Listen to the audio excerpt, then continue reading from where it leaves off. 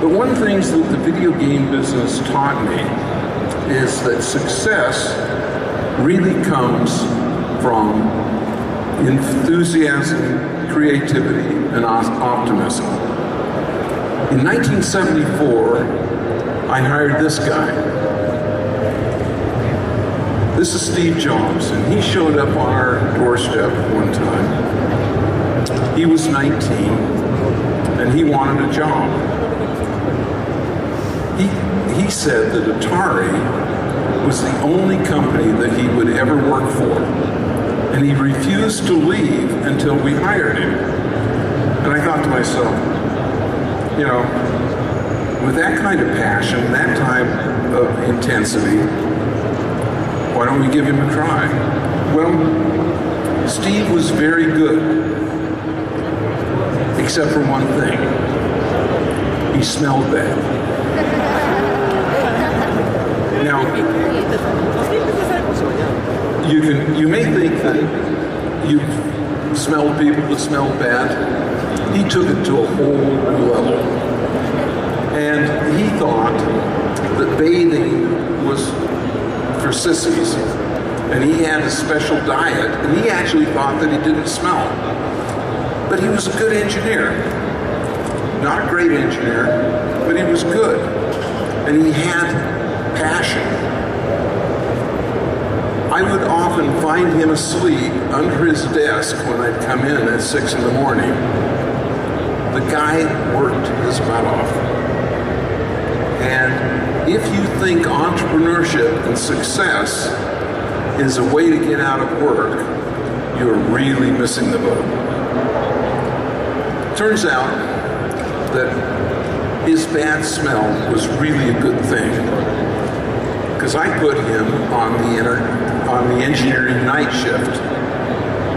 We didn't have an engineering night shift, but we put him on the engineering night shift, and that turned out to be perfect, because now we got Steve Wozniak, who was working at Hewlett-Packard at the time. And so I got 2 Steves for the price of 1. That's good business.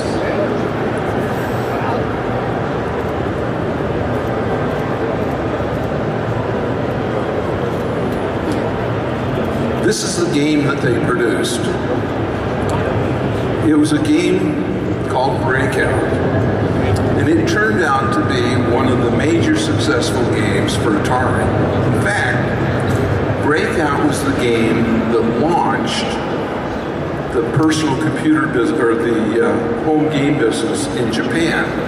And the reason for it was Pong launched the video game home business in the United States. But it was a 2-player game. In Japan, it wasn't normal for them to invite friends over, so it had to be a single-player game. This was the game. Several years later, Steve Jobs and I spent about a half a day sitting in this Paris cafe talking about creativity. And Steve said, what is the most important characteristic of creativity? And this is a lesson I want everybody here to know. It's not about having a good idea.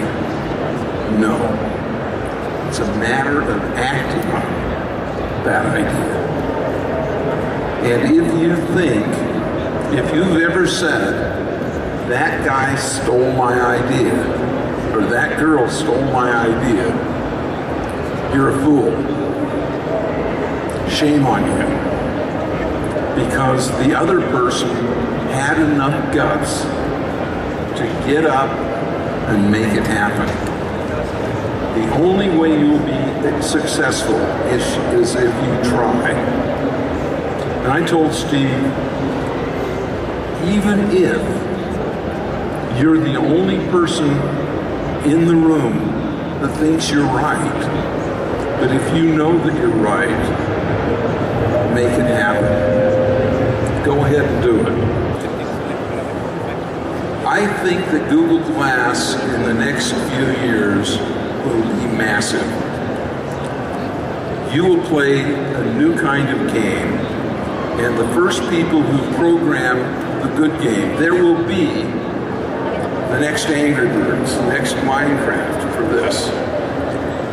If you really want to be on the edge, program for these puppies, and you won't be disappointed.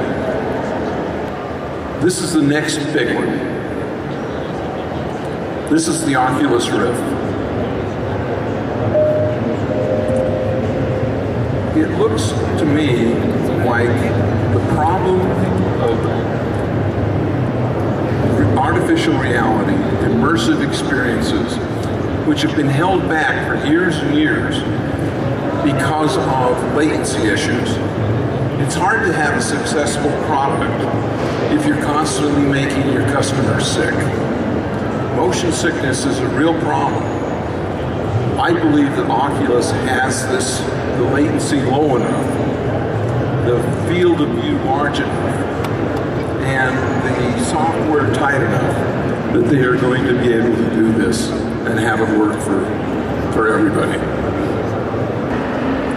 What's Education 3.0? It's software-driven, individual, and adaptive. This is a symbol of it. But what's more important, this is a symbol of it.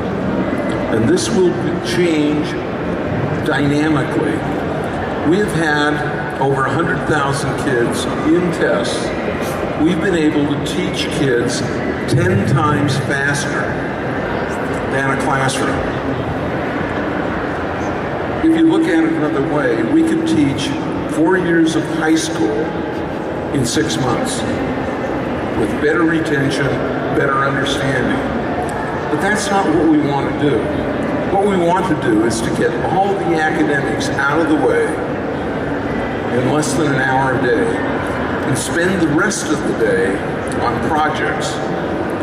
For example, every high school student should know how to market on eBay, should know how to build a website, should know how to program in Unity, should know how to program in at least one computer language, should know how to be a fry cook, should have life skills, change a light bulb, know a little bit about electronics, program an Arduino or a Raspberry Pi. These are the kind of skills that the future is going to be.